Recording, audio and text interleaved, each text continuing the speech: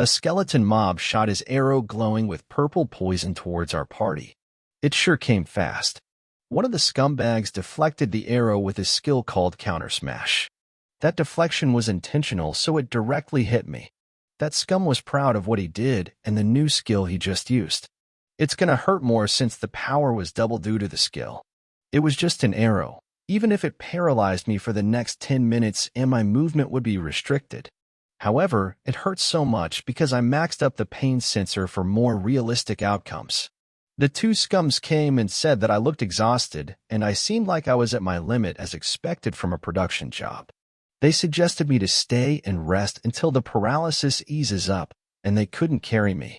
But Sia screamed that they couldn't just leave me here all alone. I guess she was worried.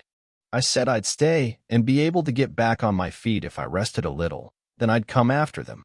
The scumbags agreed with me. Of course they would agree because that's exactly what they wanted, being alone with Sia. She hesitantly agreed but made me promise to DM her the moment the paralysis was gone. Right after they left, I took the antidote from my inventory that I prepared for this moment and drank it. Then I was free from the effects of paralysis and was about to begin my plan. Two scums had already proceeded with their plan as well. They gave her the bow that I repaired and complimented the color of the bow that matched her outfit. Sia asked if it was really okay for her to use this expansive-looking bow. But they said that it wasn't expensive, and it's a common weapon at their levels. Besides, they're not archers, hence it'd better for her to use. Naive Sia told them that she would borrow it until they complete the dungeon and thanked them too. Poor girl. She has no idea how rotten these two men are. They started to whisper to each other that she looked happy and it's the time to proceed with their plan. Like hell, I'd let them. Suddenly Stone hit the magic wand that they were using as a torch and it became pitch black. By the time they found the wand on the ground, they were already surrounded by the evil-looking mobs. They screamed Sia, but she was nowhere to be found as exactly it should be. Sia had no idea who was leading by pulling her arrow, until I lit the torch and told her to calm down that it's me. She was surprised and told me that we had to help those two. She literally had no idea about those scums. I told her not to worry about them, since they are both over level 70 while we're just around level 40. As I said, they handled the mobs easily, but that wasn't my actual surprise. They found rare items on the ground.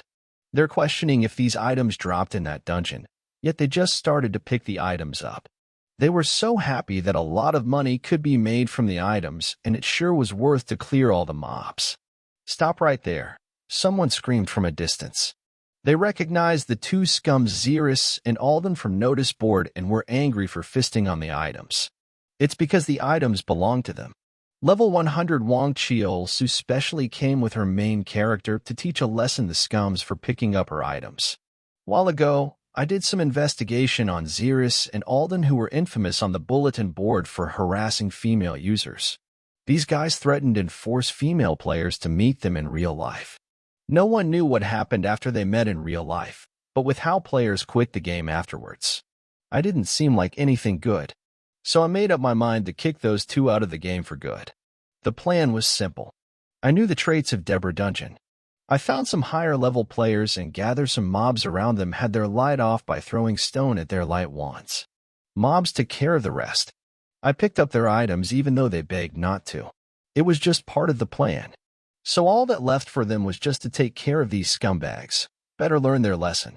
When Sia checked the log board, they were already logged out. She asked if they died. I didn't want to make her worry, so I said that they messaged me that they have something important came up. She asked why they didn't message her, and I said ask them when they log back in. If they ever do after today. Well, our levels were not high enough for this dungeon boss. Hence it was better for us to go back and I could focus on my blacksmithing skills. When she said it was a shame, she just wanted to clear this dungeon since she wouldn't be able to play anymore, and we have no other choice since we're low level. After hearing that she wouldn't be able to play anymore, I changed my mind and suggested her, since we're already here, why not just try to defeat the boss. I told her how that I knew how difficult things were for her and had my flashbacks of how my mom used to treat me when I wanted to play games. That's why I decided to give her one last memory from this game that cannot be forgotten. She was confused and asked what I meant was hunting the boss together. She immediately went for the boss room. The doors were about to close, so I had to run and barely made it. She asked that if two of us were enough to hunt the boss. I said if it's on the level of the stone golem, it's possible, especially since I was there. There wouldn't be any problems. I know the Deborah dungeon like the back of my hand. During my days as Bart's, I cleared it over 100 times. At this level, even if I wanted to make a mistake, I couldn't. The golem didn't appear for a while, so it would appear if we wait for a bit. The stone golem usually stays in its boulder form. Suddenly, Hamster appeared under me while making a lot of noise. In her cute voice, Sia said if it is a monoester, it's too cute for it. I recognized the hamster that sticks around the stone golem all the time. This meant that the golem was nearby. I poked its cheeks and ordered to call out the golem right away, even if it's cure. I couldn't care less. The golem appeared right under us, so the floor started to move. So we jumped to the side. A huge stone golem appeared right in front of us. This was the golem made by Deborah. Sia was actually shocked that it can hunt that thing and little worried as well. I said we can hunt it if we follow the strategy, and I jumped to attack. She immediately started to cover me with her arrows and bow, even they did not do much of a damage. But they were good to take the attention away. Because of that, I had a clear chance to give it a critical hit. I attacked as hard as I could, but I was just so weak. The vibration from the attack bounced back and ended up hurting myself. Unfortunately, my stats were lower than I thought, especially my ability to jump was also so slow. My plan to take down this golem was that go on top of its head. However, my character's movement was limited. Sia's arrow hit the joint of the golem. Then I had a brilliant idea.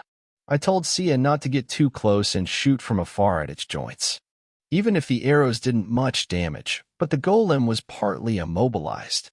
During that moment, I had the time to drink some potion and was able to jump to its head. A golem's weak point is its core.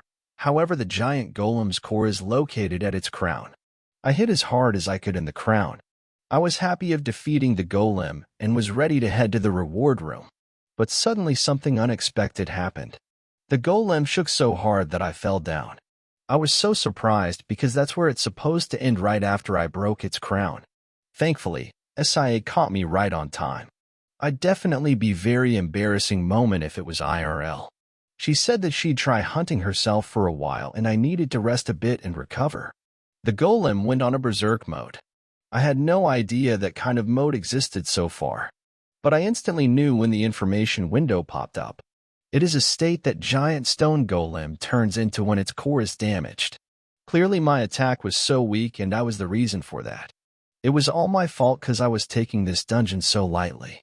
I was confident because I cleared this dungeon over 100 times in the past. I was so lost in my thoughts because I could do nothing against this golem. It was fast and fierce. I had never seen this type of attack patterns when I played as Bart's. I had my moment of realization that I wasn't Bart's anymore. I was ready to lose because there was nothing I could do as weak Blacksmith. But Sia pulled me from the depth of my thought and she planned that we needed to rest since our HP was so low. We finally lost the golem and hid behind a huge rock. She checked the exits but doors wouldn't open, so the only way was to defeat the boss. I was already lost for words when Sia said that she tried to attack the place that I did before, but it was no use. I went like it's my first time seeing this. It might be hidden pattern that only occurs under very special condition. We needed to either suppress it with a damage dealer or determine an attack strategy, but it's too much at our level. I suggested in our condition it might be the best to be hit while suffering the least amount of pain, because my pain tolerance was at max. There's nothing else we could do. Our levels were low, so how could we find the strategy behind the new attack pattern? She said if don't know it, we just have to try and figure it out. If we're going to fail this anyway, wasn't it better for us to take up the challenge? She was level 42, and I was level 38. Combined, we're level 80. She said that and left to attack. I guess she went all out with her most powerful attack and ended up with insufficient magical energy and stamina. I was there, and there are no way I'd let Golem crush the girl I just saved from scums. Even if she was at her limit, that bought me enough time to completely recover my HP and stamina. I took my pickaxe from the inventory, then I myself went all out. It's all or nothing. With my first attack, I did double the damage that Sia just did with her powerful attack. I had my theory of pickaxe being its weak point, but, according to system, the pickaxe didn't have an attack power. But my next attacks proved that the system was correct. I didn't deal any damage. Was that a bug or something? Suddenly, I remembered what the Baldy Master told me about the ores. He said that ores were made of several different types of materials combined together. While they become one due to pressure, there would still be some gaps between the various materials. I wasn't sure about it because my level was lower, but I accurately strike those gaps. I'd be able to mine ores. Then I realized this stone golem was just a bunch of ores put together. I'd use that as my advantage. Mining was its weak point. I could clearly see its cracks that were invisible to the naked eye. One strong hit to the crack was all it took. The golem shredded into pieces, including the hamster. I was myself impressed that all it took was just a hit. But Sia was more impressed, like her jaw dropped to the ground, because right now I defeated a boss with a production skill. Eventually, I found out that the ability to see the lines can also be used for farming. It was so faint that before truly focusing and looking for it, I didn't notice at all. Sia screamed incredible and asked how did I destroy the golem to the ground with a production skill. I myself was yet grasp it completely, so I just played off that it's trade secret and I couldn't easily reveal it to her. Right at that moment, we're transferred to the reward room. It's supposed to be reward room, but I didn't think it was the reward room that I remember. Sia guessed it might be the place where they created mobs, and she guessed it right. While I was putting my thought together about this place, she was already wandering around the room and found a chest.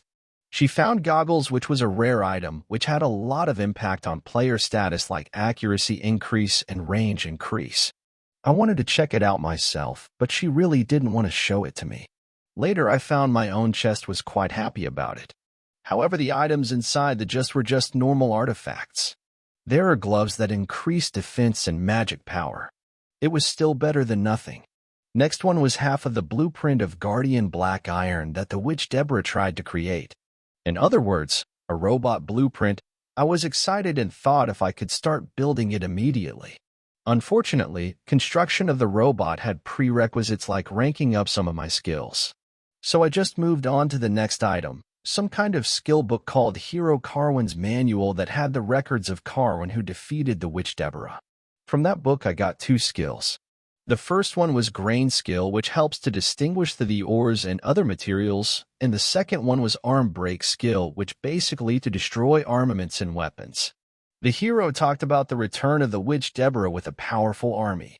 That was the reason why the hero didn't destroy the dungeon completely. He hoped for those who came after him to train against the witch's lackeys in order to fight against her army. Sia asked if I didn't like the rewards, but I liked the rewards, especially the book that gave me 2 hidden skills. She suggested that we need to go because she looked around and found nothing more. She made a mess of the place. We're out of the dungeon. It had been like forever since we went in. Because it took an entire day, even in real life 8 hours should have passed. All of a sudden she asked how old I was. I was 20, the same age as her. So she suggested that we became friends with a huge smile on her face. Then she added me on the messenger and told that we can meet again next time. She would contact me once the exam period was over. It was because of her midterms that she wouldn't be able to play, so she wanted to raid the dungeon before that. But I thought she was leaving the game for good, so that made me confused. Then she hit me asking why I was sad. She hit me so hard that the sound of crack could be heard. So she killed me with a single hit on the neck. After that she would be named a murderer. She herself couldn't believe her eyes that I died. Soon I got my promised delivery from the DreamMax company, the brand new, newest generation capsule. A whole week had passed after the stone golem hunt. During that time, I grinded my grain skills, my crafting and repair skills. While using grain skill, I boasted a 100% success rate. Not only that, the quality of equipment was rather impressive. So within a week, I became a famous master blacksmith in Balden. It definitely feels more real than before, maybe the effect of new capsule. Everyone was following me, asking me to repair their weapons and gears. Since I had to request a quest today, so couldn't work. But they didn't stop asking for me to repair. Someone screamed in the distance, "No way." A slime king showed up on the Urk Plains. We have to go there right away. The slime king is super rare mob. Everyone was excited to hunt down that monster. So they just run to hunt. I was left dumbfounded in the middle of the street with the person who informed about the slime because I knew the slime king doesn't spawn in the Urk Plains. That yellowhead said that now we could have some time to speak in peace, and he came to scout me. Then the scene changes to the Civil Servant Academy, where I go to my cram school. One of the guys were so surprised of how fast I could write, he thought I wasn't an average guy. It had been a month since my account was hacked, so I was planning something important.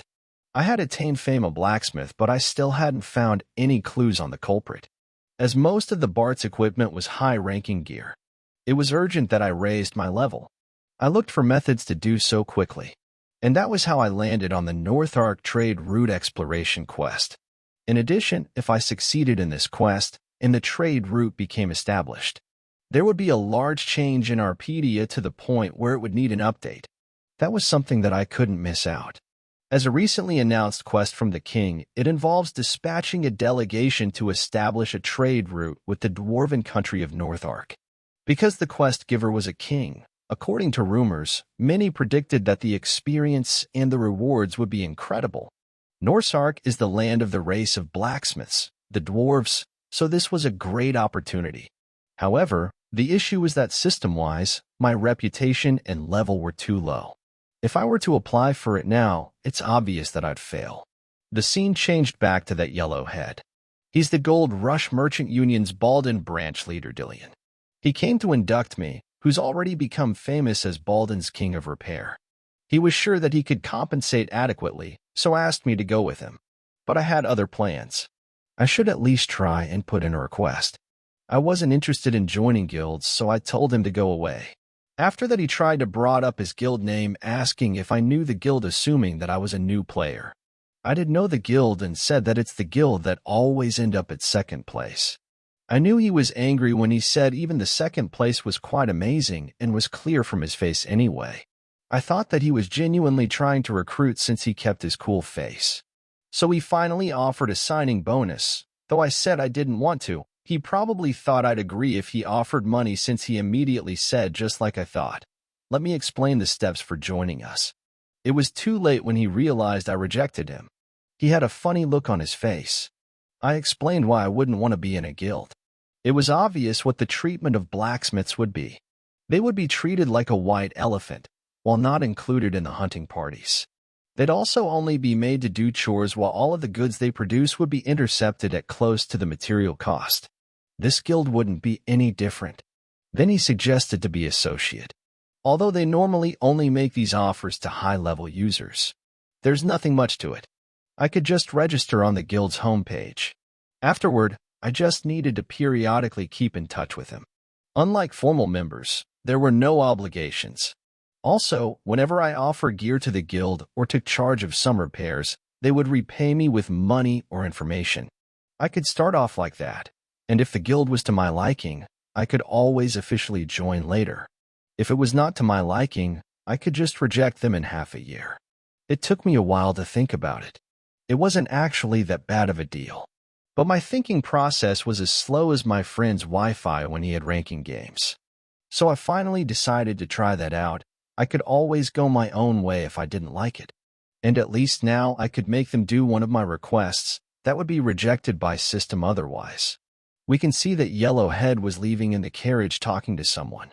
The voice said letting him join as an associate, they'd be giving too much special treatment a mere beginner blacksmith.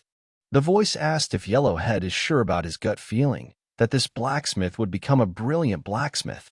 Yellowhead replied that it wasn't his intuition but actually his experience. He was someone with low level, had surprising repair abilities and a great production ability. That player was Guillian.